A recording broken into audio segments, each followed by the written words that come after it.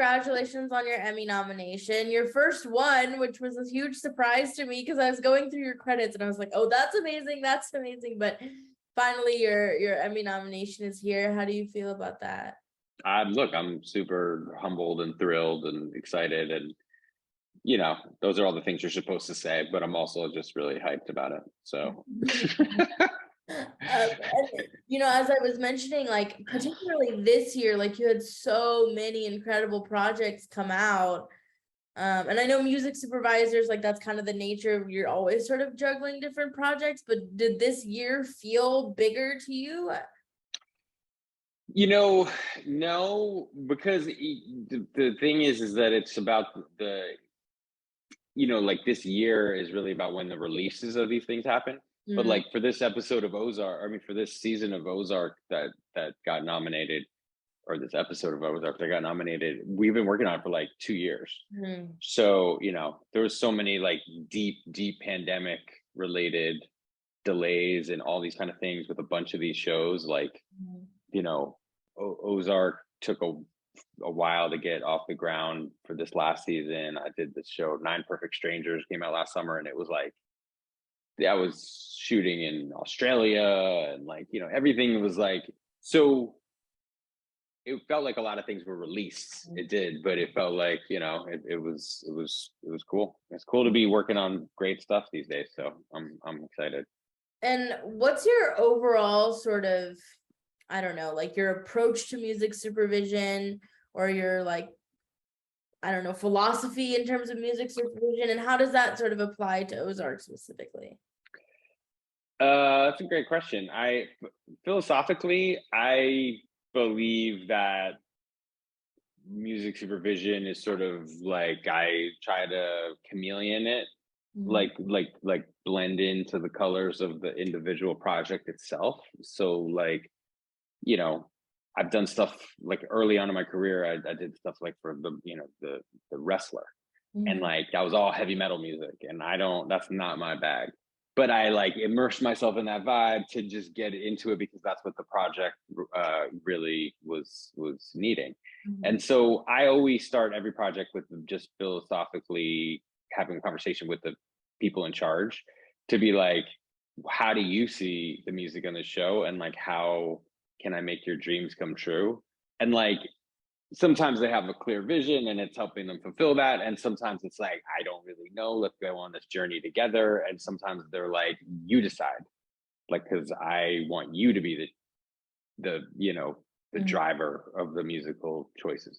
And so whatever it is, this Ozark is a fantastic example of a show where like the showrunner comes from a world of music. Like he was a music writer for I think Spin and Rolling Stone. Totally could have messed that up somewhere, but he definitely worked for some music publications. I was definitely, I think, Rolling Stone in there somewhere. And so he loves music, and we love talking about songs and figuring out like how to solve the puzzle and how to get the right tones for the different characters, and make the audience kind of appreciate the music that we're selecting for the for the show. And how did your musical choices evolve over the course of 4 seasons? The sort of they get deeper and deeper into this mess, basically. That's another good question. So we did well, I think there's several different musical sort of layers to Ozark. I think from a source, but first of all, the score is incredible. Danny and Sonder, who have been composing since day one, are like geniuses who think out of the box every day, and like they're not doing traditional stuff, but it just has this like creepy feeling that like adds to the aesthetic of the whole show. So I think that's one layer. But now 3 additional layers.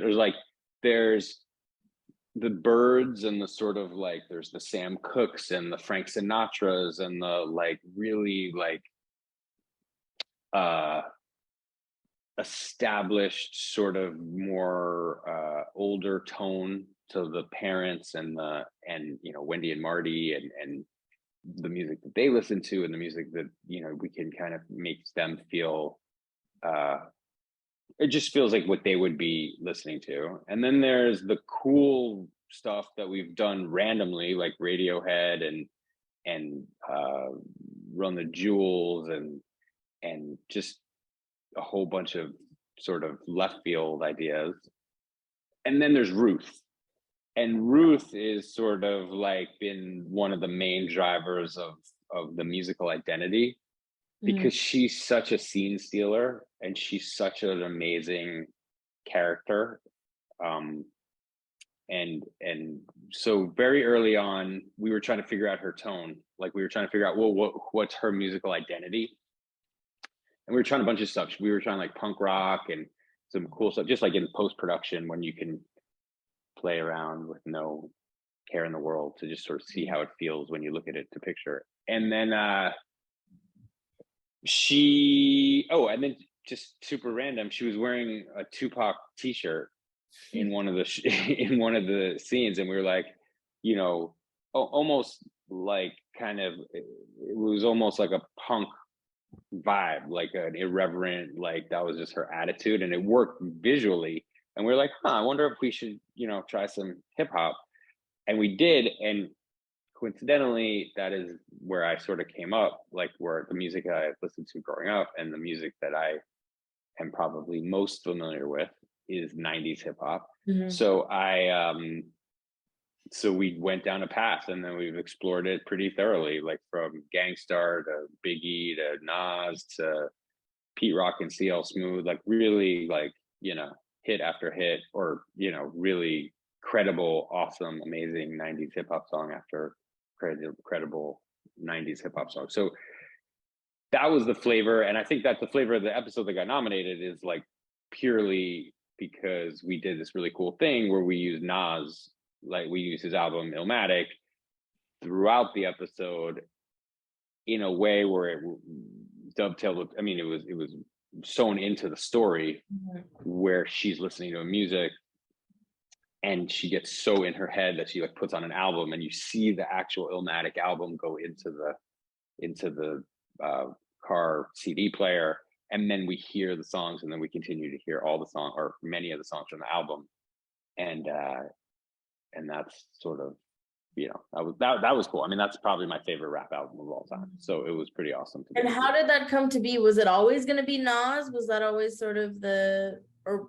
It was not. That's a good question. We had so Chris, the showrunner, and we talk a bunch, and we always, whenever he's writing musical stuff that relates to like bands or source music, he always like calls me. Like a couple seasons ago, he called me about REO. He's like, we're writing in REO Speedwagon. Like, do you think we could get them? And or if not, like, what do we do? And I was like, yeah, let's get them. And so they came, you know, we got them, and they were super game. So for this, Chris called me and he's like, I'm writing this episode. It was the middle of the pandemic, not seeing anybody. I'm like, you know, I'm in my office all by myself. And he calls and says, I'm writing this episode and I want to have Ruth you know, he pitches the episode to me. I want to have her be in her car. She's in her head. And I want her to be listening. And he pitched a different song, like a different artist. He pitched a Biggie, like Ready to Die. Again, one of the best albums of all time. And I said, great. And he said, do you think we can make that happen? And I said, yeah, we probably can make it happen. But like, we've used a few Biggie songs in previous episodes for Ruth. So would you be open to different ideas for this? And he said, of course, like, because Chris is like a collaborator, and like, he's not, you know, he doesn't take offense if you make a suggestion. And so he was like, what are you thinking? And I was like, well, based on what you're saying, I kind of feel like this would work really well with Illmatic by Nas. And he said, haven't listened to that album in a really long time. Let me listen to it again and get back to you. So he called me back about a week later, and he was like, I've been on a deep Nas bender, and you're totally right. This works great. Like, let's do it. This is definitely what it should be. Let's make Nas happen. And then that set me off on a journey to go figure out how the hell we make that happen for like 6 months. So that's how that came to be. Well, that's a big part of music supervision, is sort of the behind the scenes of like getting the songs and getting like approval. And how does that work? And I mean, I'm assuming Netflix obviously is a big name, so that must help to have their support, but sort of dig into that a little bit about how Sure. that works.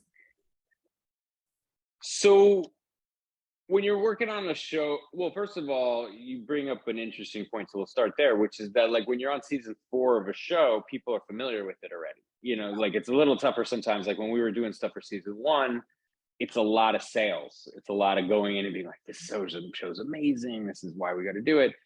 And it's a little bit easier. You're starting on first base because there's a big popular show like Ozark. People are pretty familiar with it. At least a lot of people are. And but rewinding your question, to get the songs, to figure out, you know, you got to research into like who owns the recordings, who wrote the song, does it include any samples, who wrote those samples, who controls those samples, and then you got to get everybody to agree. You got to get everybody to you know, get on the same page, agree to the same amount of money, the same terms, you know, and then all want to do it like creatively.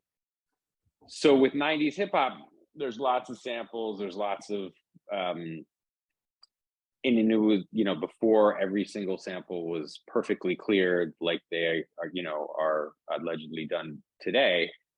It was a little bit more of a Wild West situation back then. So there's minefields of like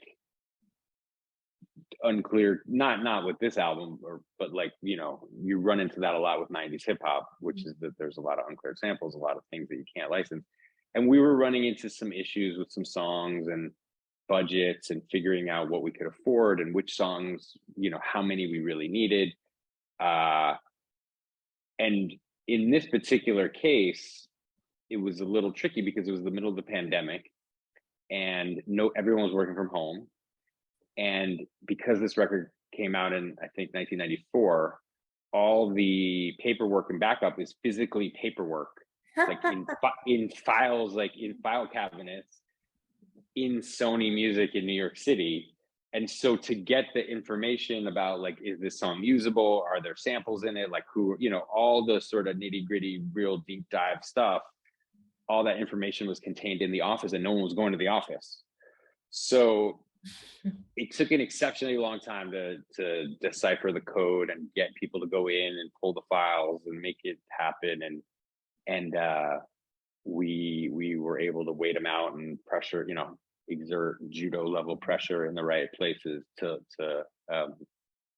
make it happen. But like Nas's whole team was super supportive.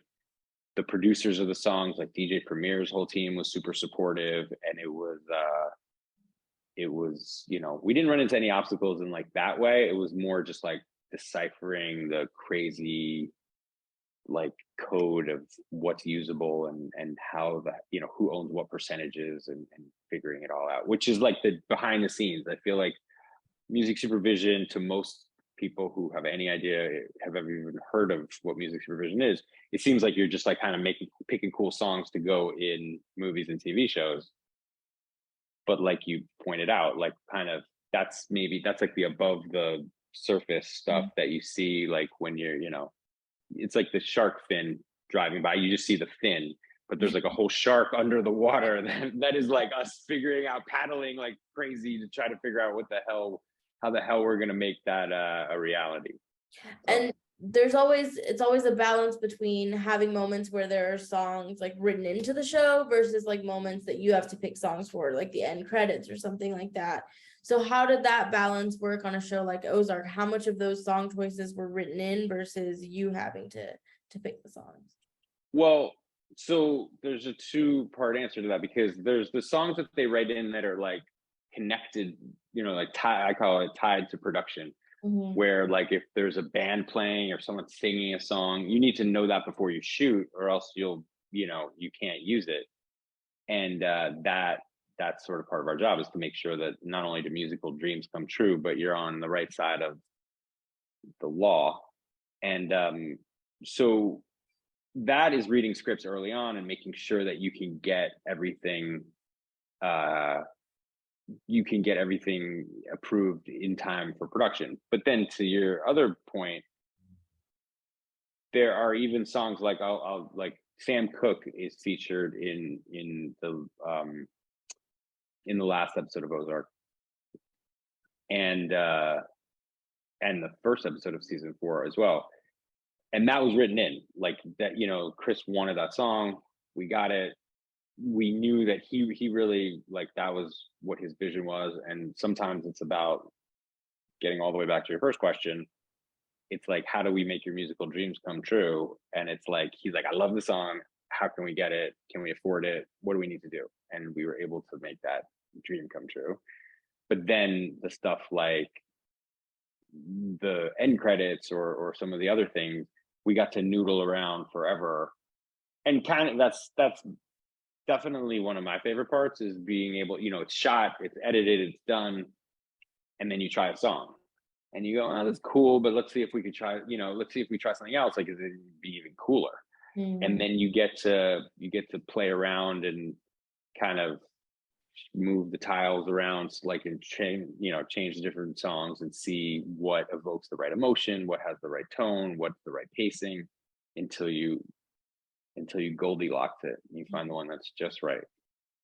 And how did knowing that this was the last season sort of play into your musical choices? Did that influence what you were picking in any way, sort of having to tie all these storylines together?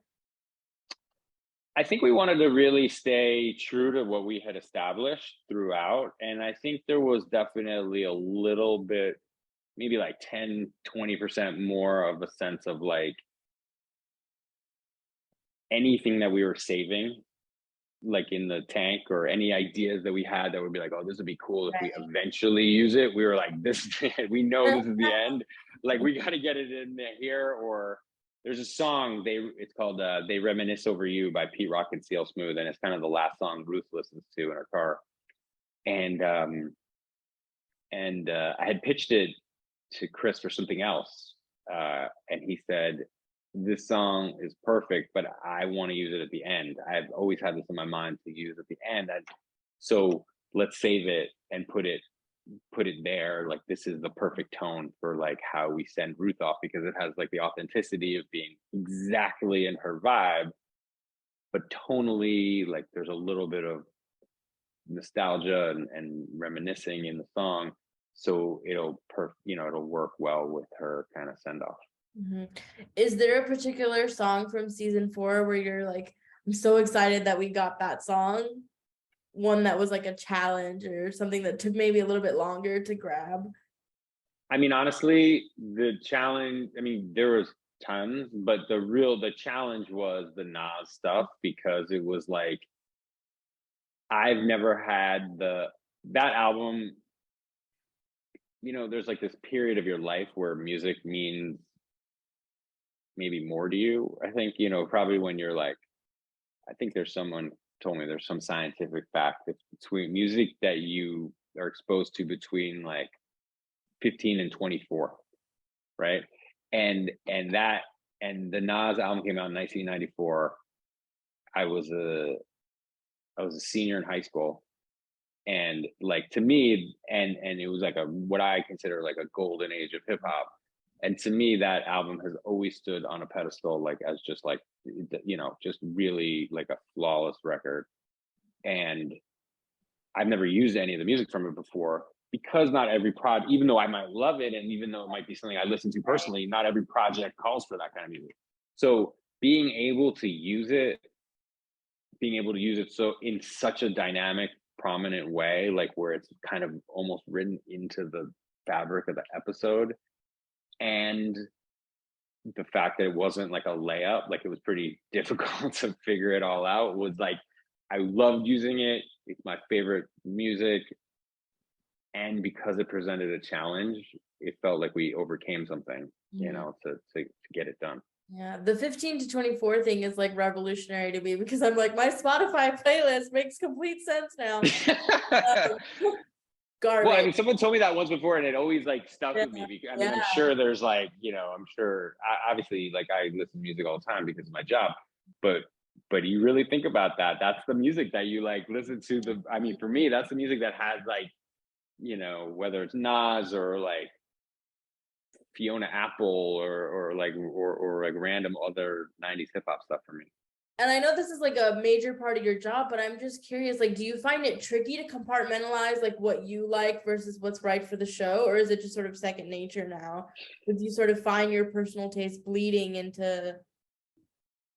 Well, I think a lot of projects, like, they hope that I mean, if they believe that you have good taste, they hope that your good taste like bleeds into the show. But at the beginning of my career, I think it was really challenging to do that because I like passionately felt a certain way about music. Like, and there's certain music that I was like, I hate this kind of music. And there's certain music that I loved it, but not, and then, but I pretty quickly realized that if you want to work as a freelancer, like if you'd like to continue working, like you need to figure out how to take your personal stuff and put it off to the side and like just dive into whatever the project calls for. And that has served me well. I mean, look, I still love, when I'm in my car and no one's there and I'm not and my daughter's not making me listen to, Bruno and stuff.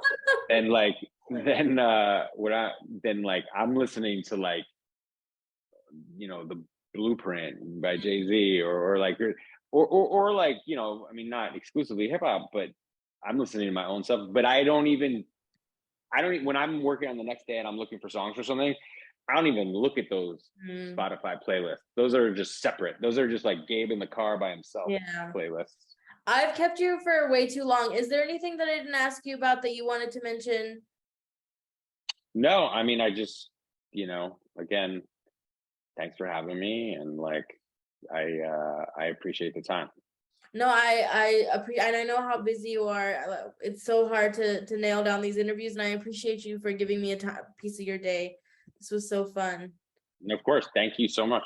Yeah, I'm gonna go shake up my playlist now. We'll make it a little. I know. Well, you gotta make it. You gotta expand it past 15 to 24. Suggestions here. I really appreciate it. Take care.